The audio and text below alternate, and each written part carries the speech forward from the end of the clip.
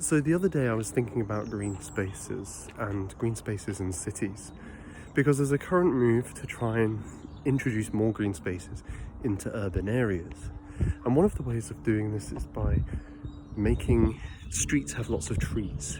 So the pavements are lined with trees.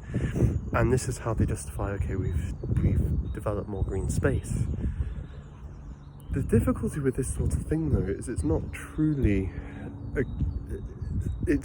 addressing what's required on two levels. Firstly, in a natural way, the trees don't have the nutrients that they actually need.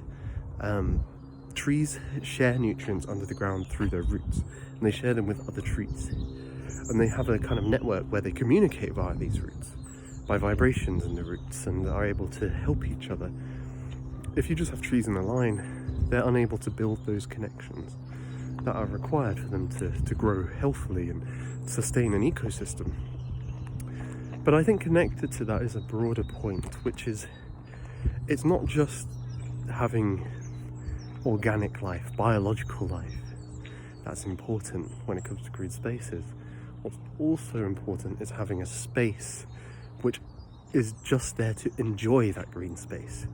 If the trees are just lining your street, they're lining the center of a town, they are at best a decoration in a place which is still for buying and selling, for doing other activities or going to work and so on. You're not actually there to appreciate the tree. By contrast, if the trees are in a location like a park or a country estate, then the person going there is going there as part of a leisure activity, primarily. They're not there to work, and so their mindset is completely different.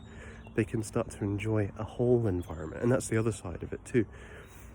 It's not just a switch in function, which is important for us, being able to have a very restful leisure time. It's being surrounded by greenery. And so I think when we put it like that, actually what's key is being subsumed in an environment of life, which, remember, we as human beings, it's only in the last 10,000 years that we've had civilization as we know it.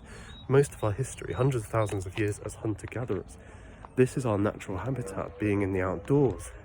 And so something like a park charges us up because we're once again in connection with living reality, rather than cold and neither living nor dead plastic and office spaces and so on.